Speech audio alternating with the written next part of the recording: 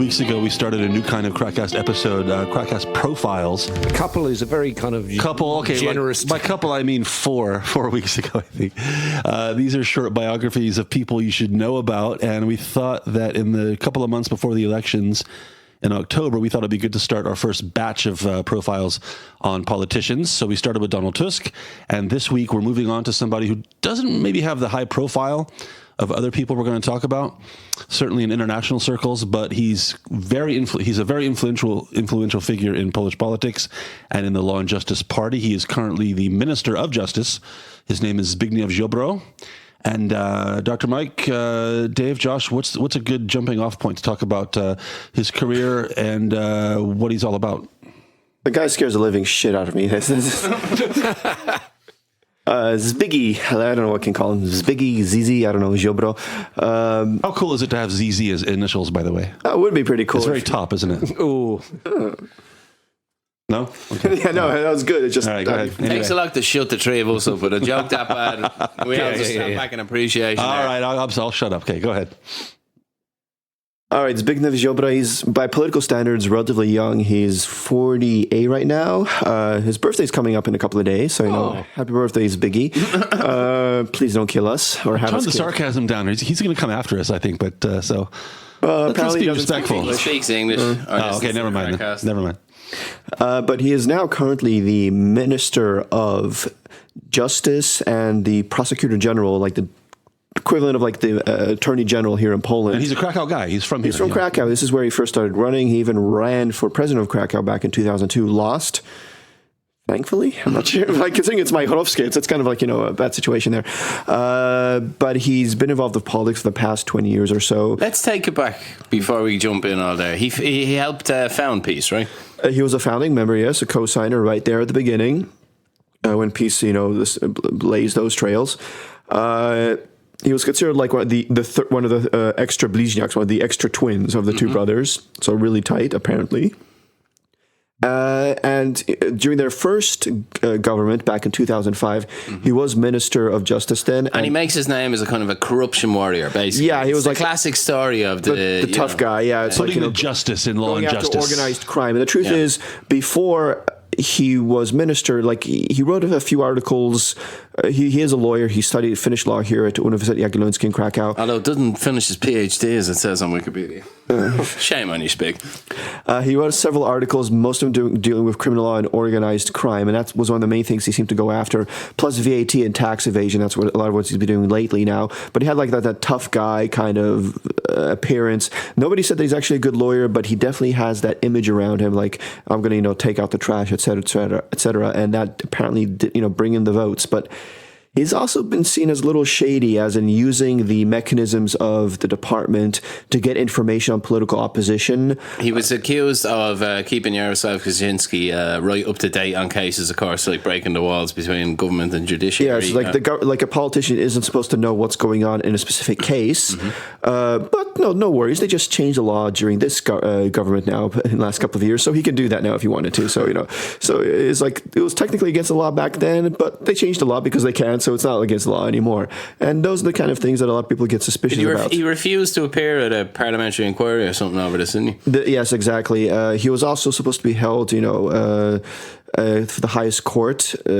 But for some reason, a few PO members didn't show up in time to vote in the commission for this, and it didn't go through. But it was a lot of like weird things always going around that he always seemed to get lucky. He's one of these politicians where he obviously makes mistakes, but he learns from them. This is the way it's always been seen. He keeps his head down as well. He's not always in the news. That's the thing with Ziobro. I've noticed, like, he picks his battles carefully. He was loud on the Israel thing, for example, but in general, he's not poking his head up over the parapet all the time. He's quite tactical. It's only when something goes well, like and they catch some crooks or they close a tax loophole, that he shows up and starts speaking publicly, or a criminal does something and he says we're going to go after him, with the full extent of the law, like that tough guy image. That's what he keeps in the public eye. And now I'd like to talk a bit about his rivalries within the the peace setup. Apparently, him and Duda hate each other. Is this correct? And is it also right that him and Morawiecki are kind of fighting for the airship? Oh God, yes. They're fighting for the Godfather to give them the nod. I think we have to go back even a bit further here, because you have to remember that Ziobro technically isn't in peace. He's in the hilariously titled Soul Paul, which sounds like a fucking suntan lotion. Solidarity Poland, Solidarna Polska. Basically, in 2011, he was kicked out of peace. The excuse given was that he was talking about democratizing the party and having other interest groups have influence. Basically, what he wanted to do was have more influence inside the party. They kicked him out, and him, together with several other people, started their own party, together with, for instance, Kurski, who is now the head of Polish television and media. Started this new party, which it's not actually a party. He doesn't like connect any subsidies from the government. These guys like that. wield a lot of influence. But they have a lot of influence. Now, a lot of people in different places. And from the outside, everybody thinks they're in one party, but they're actually a separate group, political group. And Ziobro's the head of them. And he's got also a lot of young people around him. People in their 30s, 40s. He's got the next generation. Yaki and all these. Yaki is one of his people as well. And he was pretty much counting on becoming prime minister after Szydło stepped down. But Kaczynski decided Morawiecki will be a better bet. And he hates Morawiecki for that. Yeah, he is. Thing is, Morawiecki has a lot less backing, the political structures and networks, because Ziobro is building himself up now. He's got people in high places everywhere working for him. It's kind of scary. While Morawiecki was more like a normal politician, like him or hate him, he wasn't like so cunning as Ziobro in that sense. And neither of these people like each other. They have different views for how to run things, and none of them want to be number two to the other guy. So it's a war to the death. Exactly. Nobody's stepping in as deputy in this battle. No, nobody is. Nobody's going to say oh no, he's a better guy, I can work for him. No, this is kind of crazy. And with Duda, back during the Duda was actually helped with the campaign for Lech Kaczynski back, a decade and a half ago, and.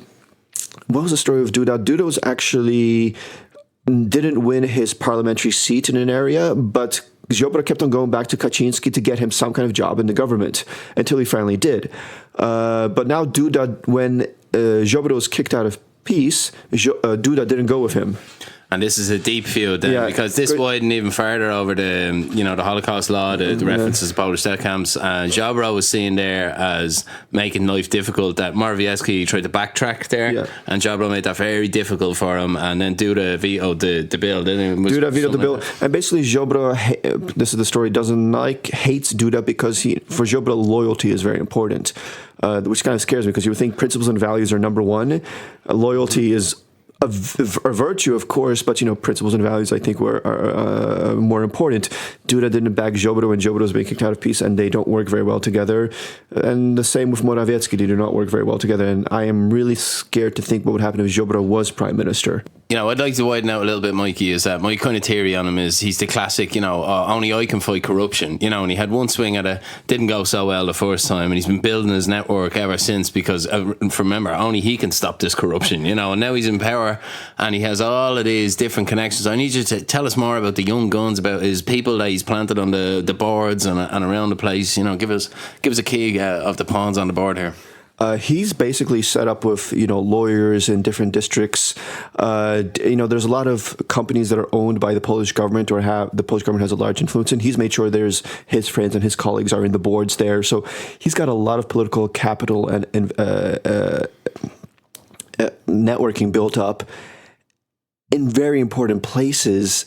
Not only that, most of these people are, like you're saying, young guns, people in their 30s or 40s, so they're going to be around a while. They're ambitious, and they're since we were saying earlier, he's all about loyalty. They're very loyal to him, so he can count on them for the next generation or so, depending on whatever he wants to do. I heard his brother ropes in the young guns because Zbignew's not very good with people. Zbigniew is like he's apparently Zbigniew is he's the face of all this, but it's his brother and the head of the PKO Bank, Krupiński, who are really the ones behind the curtain here running the show. His brother Witold apparently is very good at finding young talent, people that are ambitious and can work to whatever goals they have set up. So during the repollinization of PKO, Ziobro places his key man on the board, basically. Actually, not even on the board. He gets a job. His brother gets a job as a consultant to the board. So it's one of those jobs where you're never quite sure what he's being paid for, how much he's being paid for. It's it's not covered by the same kind of tax laws and anti-corruption laws and stuff like that. It's like he just shows up, gets way to drain the swamp there. Yeah, exactly. It's like setting up, but it's his brother, his guy, so he's a good person. He can be there that way, and it's the kind of the scary story of Ziobro. It's like, is he really just the kind of person who wants to clean up the country and trust his own people? And he says like, no, but they're allowed to be there because they're good people, or is there more of a nefarious kind of motive here? We haven't even touched on all the changes he's made at the Ministry of Justice, all the different... he set up laws and things that will be in effect forever. You know, opposition governments, if they do come in, won't be able to really change anything. He's got his people in everywhere, and they're not going anywhere no matter what the change of government is. Just to back up a bit, Mike, earlier you said that one of the criticisms of Ziobro is that he uses his access to the kind of, you know, the powers of the government to research the opposition and get some political information. There was also a situation where here in Krakow where he appeared to use his authority as the country's top prosecutor to kind of go after some doctors that were involved in the death of someone in his family. Yes, his father died in the hospital here. It was a cardiological issue. His dad wasn't young; he had some heart problems, and passed away while under the care of the hospital. And Ziobro went after the doctors for malpractice. Lasted for like a decade or something. Yeah, like it's still going on. But the thing is, I've heard lots of different versions. One is like the doctors actually did screw up, but the way doctors work here is they cover each other's asses. You know, the patient histories disappear, and Ziobro, you know, legitimately had a reason to go after them. Just the laws were also set up that there were no laws that could have been executed against these doctors as well. So Ziobro apparently switched things around when it comes to like responsibility and malpractice to make it more difficult for these doctors. And now nobody knows what the truth is anymore. I've heard stories as well that a doctor that wasn't qualified was performing, you know, angioplasty on his father. I've heard other situations, people saying like, oh, his father was actually very sick and he's lucky that he survived so long. I don't even know who to believe anymore. I just don't trust any of the sides in this story. And I just feel sorry for the father who passed away. Just to be fair to the guy, let's talk about some of his big wins in Polish politics. I mean, wasn't he, he wrote a very well-regarded corruption report once, didn't he, about somebody was trying to lean on the head of Gazeta Wyborcza, but then at Michnik, and then it ended up actually then being a more intriguing story even than that, didn't it? Yes, this happened in the early 2000s. This is actually when Ziobro became publicly known. We should do a series on Polish scandals. You have some great This is one of the first big scandals, like the a la Watergate. They were changing laws in Poland in the 2000s when it comes to like who can own radio stations, newspapers, publications. And apparently the head of one of the publications said that somebody came to him and said like, oh, I know somebody in the government, and if you pay us, we can change the laws. And this guy then went to the officials. This became a huge scandal. And somebody noted that in one of the laws, the phrasing had been changed in a way that like they changed some from and or to and instead. Like it's a slight like grammatical change. It would actually completely change the nature of the law, that somebody could own multiple newspapers and radio stations instead of not being allowed to own them. You know, something that costs a lot of money. Don't want to get into details.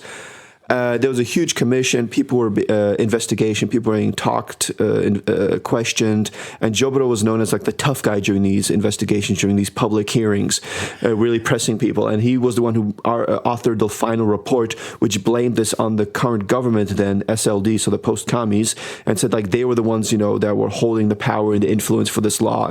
But you know, there were no actual charges. He also quarterbacked the whole Smolensk thing. You know, the whole exhuming the bodies, sending them away for testing. The report was supposed to be released last year, still hasn't been released, and he's gone awfully quiet on this topic. I think the only time they bring it up is if they have something that gets their base riled up and, you know, happy. Otherwise, they keep it quiet because they know it really pisses off everybody else. So they only, I think, use it now for political capital, which is, I mean, I think they've always used it for that, but it's just horrendously cynical. So I'm very curious to see, Mikey, who do you see coming out on top in this barroom brawl, Morawiecki or our boy Zbig, Krakow's finest? You know what? I'm scared to say that unless something happens, I could see Ziobro, because Ziobro just has the political network set up for them. Here's the thing is, Morawiecki's going to stumble and fall. He's obviously a very bright guy. He's obviously super ambitious. He's strategic. He's calculating. He's motivated. As you mentioned, he's put his people in key posts throughout the government. He's a young man in the political world. And yeah, going forward, Morawiecki's got the reach, though. Going forward, every reason to believe that, you know, one day Kaczynski is not going to be around to play kingmaker, right? And there's going to be an opening for somebody like Ziobro to move into the advantage of already being a well-known international statesman who. Yeah, but he's having his time now. I mean, the nature of Polish politics is he can't come back. All right, I totally get what you're saying. The ground game, Ziobro's connections, everything. But if Morawiecki has enough about him to not say, oh, you know what, I'm going off to the jet set. I've done my bit. You know, I've got my profile. I can do what I want. Get his job in Brussels. Yeah, but he's already a wealthy man, so you have to believe he wouldn't have got into politics unless he had some deeply held principles, and he's gonna need some serious And I'm worried as well that Ziobro really doesn't care about the international kind of perspective. He just cares about getting influence and power here. I mean, that's kind of one of the rumors going around with the whole Holocaust law that was introduced a year and a half ago, which would have made it more difficult for people outside of Poland to publish any news on the Holocaust. Ziobro apparently brought that up just to make Morawiecki look bad in the public eye. And so Ziobro really doesn't care about Poland's, view outside of the country. He just wants to make his political opponents look bad. Mm-hmm. And Morawiecki's in this weird position that when something happens, he has to technically protect his minister. And you've said many times on the show, Mike, and one of the reasons I wanted to put Ziobro high up in the list of people we spoke about is something that Mike will always tell you about Polish politics, which people miss maybe when they're from other countries, is that they see peace as one entity, and it's really not, and they ripped each other apart the last time they were in government, and this time they're only really keeping their game faces on because they're getting so much hysteria from the left. It's unifying them in some ways, So, I keep saying this, if people really want peace gone, just step back and watch him burn. Right now, unfortunately, there's no more time left. If you burn, though, make sure you apply the Sol Paul quickly. Yeah. So bottom line, Dr. Mike, if peace continues to enjoy their national electoral success, it's easy to imagine a day 3, 5, 7 years from now when Ziobro steps into the big chair. Yes, very easy. It's like, I wouldn't be surprised that if something happens to Morawiecki, as in, he makes a political gaffe, some kind of stupid mistake, whatever, he loses in the polls, Ziobro is the next one up. Or if Kaczynski decides that he doesn't want to do it himself, go as prime minister. Well, there you have it. Another Morawiecki next, right? Morawiecki is next, actually. Our next profile we should do it on the Orlan scandal. I was just thinking of a different scandal. Anyway, we'll cover that. Yeah. Our next KrakCast profile, 2 or 3 weeks from now, we've got 3 more people on our list of politicians to profile before the October elections, so keep an eye out for that. 3. We'll be 5 altogether. Yeah, we've already done 2. Yeah, maybe 7. I think 5 politicians is enough. We'll move on to something else. Keep clicking people if you want to hear more. Yeah. See you next time on the KrakCast Profile.